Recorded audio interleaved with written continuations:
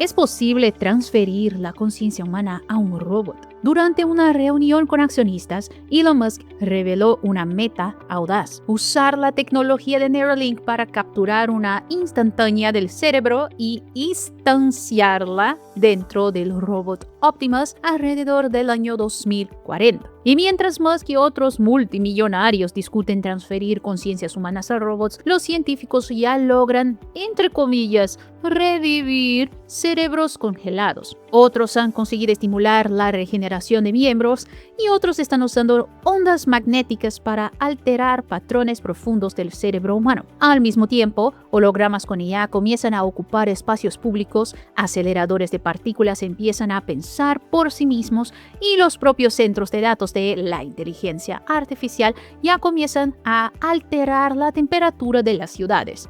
Vamos a entender todo esto después de la viñeta.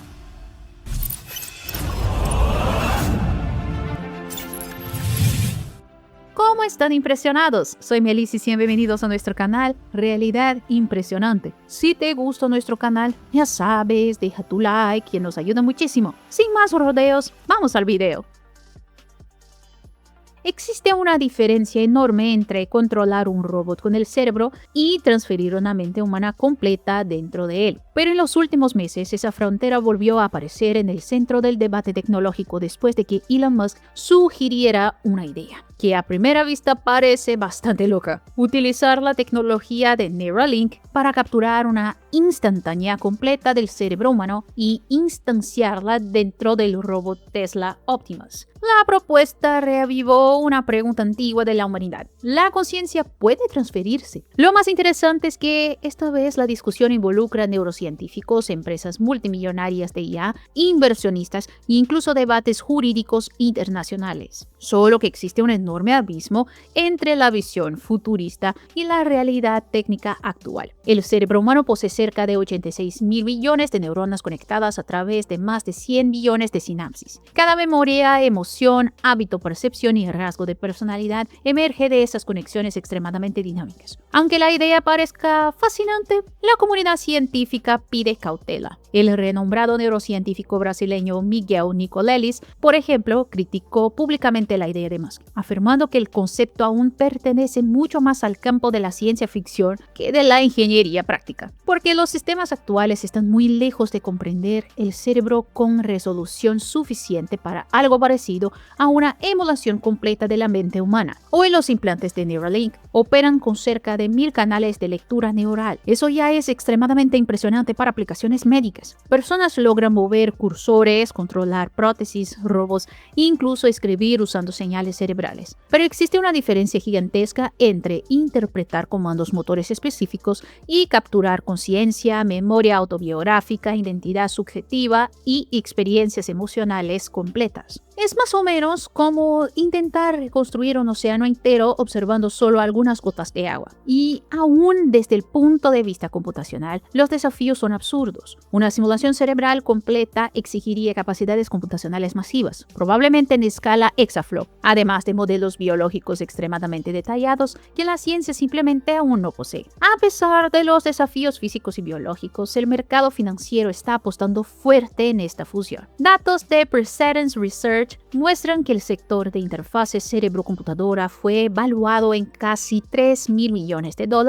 manteniendo proyecciones de crecimiento de 2 dígitos hasta 2035. Todo impulsado no solo por la búsqueda de la llamada conciencia digital, sino también por aplicaciones reales en medicina, rehabilitación motora y comunicación neural. Al mismo tiempo, empresas invierten miles de millones en robótica humanoide, esperando transformar esas máquinas en plataformas físicas para IA avanzada. Y es exactamente aquí donde la discusión se vuelve más filosófica que tecnológica, porque incluso si algún día fuera posible copiar perfectamente toda la información del cerebro humano, ¿eso realmente sería tú? Filósofas como Susan Schneider argumentan que una copia digital perfecta tal vez no represente continuidad de la conciencia original. Sería solo otra entidad, con los mismos recuerdos y comportamientos iniciales, pero separada subjetivamente del individuo biológico. En otras palabras, el upload mental tal vez no sea inmortalidad, tal vez sea solo reproducción. Y es justamente ese tipo de dilema el que empieza a preocupar a gobiernos y organizaciones internacionales. Discusiones sobre neuroderechos, protección de datos cerebrales e integridad mental ya aparecen en debates ligados a la UNESCO y en propuestas legislativas en países como Chile y algunas naciones europeas. Porque por primera vez en la historia, pensamientos humanos comienzan a convertirse en datos potencialmente accesibles por sistemas digitales. Sin embargo, es digno de nota que, aunque la transferencia total de la conciencia aún esté extremadamente distante, la tecnología construida en el camino hacia ella ya está cambiando la medicina, la robótica y la propia relación entre cerebro y máquina. Tal vez el upload de la mente nunca ocurre exactamente como lo imaginamos, pero el simple hecho de que científicos y empresas estén intentando transformar la actividad neural en interfaz computacional ya representa uno de los cambios más profundos de la historia humana. Y tú, dime, si la ciencia probara que el robot heredaría tus sentimientos y todo lo demás, ¿harías el upload de tu conciencia? Mientras abres el campo de comentarios, yo ya jalo la próxima materia que tiene todo que ver con lo que estamos hablando. La congelación de cerebros para reanimarlos en el futuro siempre fue ciencia ficción. La idea aparece en películas sobre viajes interestelares, criogenia y civilizaciones futuras intentando escapar de los límites de la biología humana. Pero la ciencia acaba de dar un paso histórico. Investigadores alemanes anunciaron un avance impresionante. Tejido cerebral congelado fue descongelado y volvió a presentar actividad neural funcional. Las neuronas retomaron el intercambio de señales eléctricas después del proceso de preservación extrema. La inspiración para esto vino de la propia naturaleza. Existe una especie conocida como salamandra siberiana, capaz de sobrevivir enterrada en temperaturas absurdamente bajas por periodos extremadamente largos. Para lograrlo, el animal produce sustancias anticongelantes naturales que impiden la destrucción celular causada por el hielo. Los científicos decidieron aplicar principios semejantes al tejido cerebral, porque el gran problema de la congelación biológica nunca fue solo el frío. El verdadero enemigo está en el agua. Cuando las células se congelan normalmente, el agua interna forma cristales microscópicos extremadamente afilados. Estos cristales rompen membranas celulares delicadas, destruyen conexiones neuronales y transforman estructuras biológicas complejas en tejido inviable. Entonces los investigadores recurrieron a una técnica llamada vitrificación. En lugar de permitir que el agua forme cristales tradicionales de hielo, el tejido es enfriado de manera extremadamente rápida usando nitrógeno líquido a temperaturas cercanas a menos 196 grados. En esas condiciones, el agua no cristaliza de la forma convencional. Entra en un estado amorfo, casi semejante al vidrio. Y eso cambia completamente el resultado biológico, porque la estructura microscópica del cerebro permanece mucho más preservada durante la congelación. Las pruebas fueron realizadas en muestras del hipocampo de ratones, una región profundamente ligada a la memoria y al aprendizaje. El tejido permaneció almacenado en temperaturas extremadamente bajas antes de ser descongelado cuidadosamente en soluciones calentadas. Y los resultados sorprendieron a los propios investigadores. Las células mantuvieron actividad metabólica funcional, las mitocondrias continuaron operando adecuadamente y, quizá más importante, las conexiones neuronales preservaron señales ligadas a la plasticidad cerebral, la capacidad fundamental del cerebro de fortalecer conexiones y formar recuerdos. O sea, no fue solo supervivencia celular pasiva, parte de la funcionalidad eléctrica del tejido permaneció intacta después del hielo, pero quizás sea importante mantener cierta cautela aquí. Los propios autores del estudio refuerzan que esto está extremadamente distante de congelar personas o resucitar cerebros humanos completos en el futuro. El cerebro de un ratón es diminuto comparado con la complejidad térmica de un cerebro humano entero. Enfriar y calentar uniformemente un órgano gigantesco sin causar daños sigue siendo un desafío monumental. Aún así, en el momento en que conseguimos interrumpir parcialmente procesos biológicos sin destruir completamente la función neural, comenzamos inevitablemente a tocar una pregunta antigua de la humanidad. ¿El cerebro humano es solo materia extremadamente organizada o existe algo más que no puede simplemente ser preservado por el hielo? Esa pregunta la respondes tú. Ahora, esta otra. ¿Hasta dónde el cuerpo humano puede ser reconstruido? Esa la voy a responder en la próxima materia. Mientras aún no es posible revivir un cerebro congelado, ¿qué tal la regeneración de miembros completos? Eso parece algo restringido a ciertas criaturas de la naturaleza. Las salamandras logran reconstruir patas, tejidos, nervios e incluso partes del corazón, como si el cuerpo simplemente supiera reiniciar su propia biología. En cambio, los mamíferos siguen otra lógica. Cuando sufrimos una lesión grave, el organismo prioriza una cicatrización rápida, formando tejido fibroso en lugar de reconstruir la estructura original. Pero ahora científicos de la Texas A&M University afirman haber dado un paso importante para cambiar eso. Investigadores desarrollaron un suero experimental capaz de estimular a los mamíferos para activar mecanismos regenerativos que normalmente permanecen, entre comillas, apagados. Según los científicos, la capacidad de regeneración no desapareció completamente en los mamíferos, solo quedó oscurecida con el tiempo. En los experimentos realizados con ratones, los investigadores intentaron reproducir artificialmente un proceso biológico conocido como regeneración epimórfica, exactamente el mismo mecanismo usado por las salamandras para recrear miembros perdidos. Funciona más o menos así. Tras una amputación, las células cercanas a la lesión dejan de formar cicatrices convencionales y comienzan a regresar a un estado más primitivo y flexible. Esas células forman entonces una estructura llamada blastema,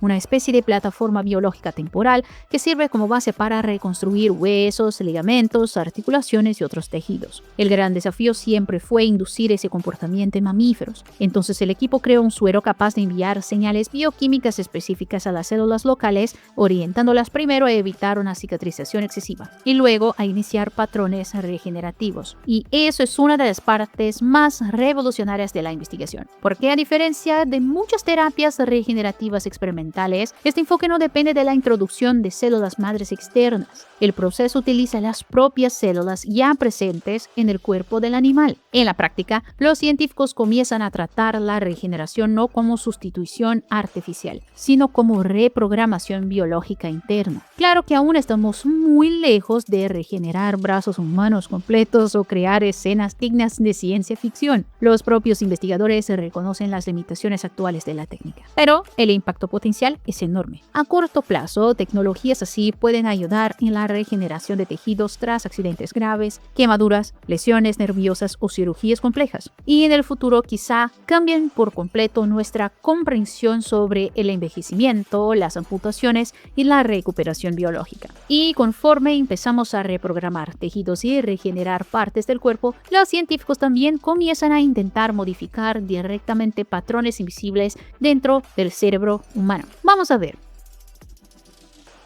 Algunos vicios, como dejar de fumar, quizás sean de las batallas más difíciles que existen dentro del cerebro humano. Y esto sucede porque la adicción a la nicotina no es solo un hábito. Altera profundamente los sistemas neuronales ligados a la recompensa, al deseo y al autocontrol. Ahora, imagina intentar reequilibrar esos circuitos usando ráfagas de ondas magnéticas disparadas directamente en el cerebro. Investigadores de la University of South Carolina afirman que una técnica llamada estimulación magnética transcraneal repetitiva, conocida como EMDR, puede ayudar a los fumadores a reducir drásticamente el consumo de cigarrillos. Todo esto sin cirugía, sin implantes y sin medicamentos invasivos. El método utiliza pulsos magnéticos extremadamente precisos para modular regiones específicas del cerebro asociadas a la adicción. Y quizá lo más interesante es que esta tecnología ya se venía estudiando para otras condiciones neurológicas, incluyendo depresión, dolor crónico y trastorno obsesivo compulsivo. Ahora los científicos comienzan a investigar algo aún mayor: si el cerebro humano puede ser recalibrado magnéticamente para combatir dependencias químicas. Según el investigador Xinbao Li, la adicción crea un desequilibrio interno en el cerebro. Regiones ligadas a la recompensa y al deseo se vuelven hiperactivas, mientras que las áreas responsables de la toma de decisiones y el autocontrol se debilitan. Entonces, la propuesta de la EMDR es relativamente simple en teoría. estimular magnéticamente las regiones responsables del control racional para restaurar parte de ese equilibrio neural. Y esto revela algo importante sobre el futuro de la neurociencia. Durante mucho tiempo tratamos las adicciones casi exclusivamente como cuestiones conductuales o psicológicas. Ahora comenzamos a verlas también como patrones físicos de actividad neuronal potencialmente modificables por tecnología. Y hablando de ver, enfócate en esta próxima materia. Aunque todavía no podemos transferir nuestras mentes a un robot, ¿qué tal tener un holograma tuyo disponible? En la terminal B del aeropuerto LaGuardia, los pasajeros comenzaron a ser recibidos por Bridget, un holograma hiperrealista alimentado por inteligencia artificial capaz de conversar en tiempo real con los viajeros, responder preguntas y proporcionar orientaciones detalladas dentro de la terminal. Lo más curioso es que Bridget no parece exactamente una máquina tradicional de atención. Tiene presencia física en tamaño humano, mantiene conversaciones naturales y utiliza mapas actualizados del aeropuerto para guiar a los pasajeros hacia puertas, áreas de equipaje y salas VIP, casi como una recepcionista digital. El sistema fue creado mediante una colaboración entre Proto y Holomedia, combinando holografía con inteligencia artificial conversacional. Pero esta historia revela algo mucho más grande que una simple curiosidad futurista de aeropuerto, porque los aeropuertos están comenzando a convertirse en verdaderos laboratorios de interacción entre humanos y IA física. Y existe una razón práctica para ello. Los ambientes aeroportuarios son extremadamente complejos, multilingües y en muchos casos estresantes. Miles de personas circulan constantemente en espacios gigantescos intentando encontrar información específica mientras lidian con retrasos y la presión del tiempo. Entonces los sistemas digitales inteligentes empiezan a parecer una solución operativa sumamente eficiente. Sin embargo, distintos países parecen estar siguiendo caminos completamente diferentes para resolver este problema. En Estados Unidos, aeropuertos como LaGuardia y el Miami International Airport apuestan por asistentes holográficos con apariencia casi humana. El aeropuerto de Miami incluso ya implementó sistemas capaces de conversar en decenas de idiomas e integrar atención física con WhatsApp y chatbots digitales. Es decir, el pasajero comienza una conversación en casa y continúa la misma atención frente a un holograma al llegar al aeropuerto. Los aeropuertos funcionan como pequeños retratos del futuro. Anticipan tecnologías, comportamiento social y sistemas de control antes de que se expandan al resto de las ciudades. Así que quizá estos hologramas no sean solo asistentes futuristas. Tal vez sean las primeras señales de cómo la inteligencia artificial empezará a ocupar espacios físicos públicos en la vida cotidiana humana. Pero ¿qué pasa cuando la IA se instala en un colisionador de partículas? Vamos a ver qué sucede. Científicos trabajan en lo que podría convertirse en el primer colisionador de partículas del mundo diseñado con inteligencia artificial nativa integrada directamente en su infraestructura. El proyecto se llama Colisionador Electro-Ion o simplemente AIC. Y cuando entre en operación, probablemente a mediados de la década de 2030, deberá procesar alrededor de 500.000 colisiones de partículas por segundo. Y lo más impresionante, sin embargo, es el hecho de que los seres humanos simplemente no pueden controlar manualmente algo tan complejo en tiempo real. Dentro del acelerador, las partículas circularán en direcciones opuestas en un anillo de casi 4 kilómetros a velocidades cercanas a la luz. Mantener todo estable exige monitorear decenas de miles de parámetros simultáneamente. Intensidad de los haces, alineación magnética, vibración, temperatura, sincronización y comportamiento de las partículas. Es demasiada información incluso para equipos enteros de especialistas siguiéndola continuamente. Por eso los investigadores decidieron algo diferente. En lugar de operar el acelerador únicamente con ayuda humana, el sistema fue diseñado para aprender por sí mismo. Algoritmos de aprendizaje automático observarán continuamente el comportamiento de los haces y ajustarán automáticamente los controles para mantener la estabilidad operativa. En la práctica, el acelerador comienza a funcionar como un organismo parcialmente autónomo. Y esto ya está siendo probado. Investigadores utilizaron sistemas experimentales en los aceleradores actuales de Brookfield Brookhaven y lograron que los algoritmos alcanzaran niveles de estabilidad comparables a los de operadores humanos extremadamente experimentados. Con base en esas pruebas, los sistemas de IA serán responsables de separar señal de ruido en tiempo real, reconstruyendo los eventos físicos a partir de las huellas dejadas por las partículas dentro del detector. En la práctica, la máquina no solo realizará los experimentos, también ayudará a interpretar el propio universo conforme los datos surjan. Solo que toda esta inteligencia artificial posee un costo físico gigantesco, porque detrás de las máquinas que comienzan a pensar por sí mismas, existe una infraestructura consumiendo energía a una escala cada vez mayor. Existe una consecuencia invisible de la inteligencia artificial que pocas personas están notando. Mientras discutimos algoritmos o robots de supercomputadoras, la infraestructura física que sostiene toda esta revolución comienza literalmente a alterar la temperatura de las ciudades. Investigadores de la Arizona State University descubrieron algo preocupante. Los centros de datos están elevando las temperaturas de barrios enteros alrededor de Phoenix, en Estados Unidos. En algunos puntos, el aumento registrado llegó cerca de 2 grados. Puede parecer poco a primera vista, pero en regiones que ya conviven con calor extremo, esa diferencia cambia muchas cosas. Los investigadores decidieron medir directamente el impacto térmico en los data centers en tiempo real. Para ello, instalaron sensores de alta precisión en vehículos y recorrieron áreas cercanas a grandes instalaciones entre junio y octubre de 2025. El objetivo era simple: comparar la temperatura del aire antes y después de pasar por los centros de datos. Los resultados mostraron un patrón claro. Las áreas próximas a las instalaciones presentaban un aumento constante de temperatura, especialmente en un radio de aproximadamente 500 metros. Y esto ocurre por la propia naturaleza de la computación moderna, porque los centros de datos funcionan básicamente como gigantescas máquinas de transformar electricidad en calor. Miles de sensores operando continuamente generan cantidades absurdas de energía térmica. Entonces, los sistemas de enfriamiento necesitan expulsar ese calor constantemente para evitar el sobrecalentamiento de las máquinas. Y el volumen es impresionante. Según el estudio, un solo centro de datos puede producir más calor residual que decenas de miles de viviendas combinadas. El aire liberado por los sistemas de enfriamiento llega a salir muchos grados por encima de la temperatura ambiente, formando verdaderas plumas térmicas invisibles alrededor de las instalaciones. La capacidad de los centros de datos norteamericanos debería más que duplicarse hacia 2030, impulsada principalmente por la carrera de la inteligencia artificial. Eso significa más servidores, más consumo energético y potencialmente más impacto térmico urbano.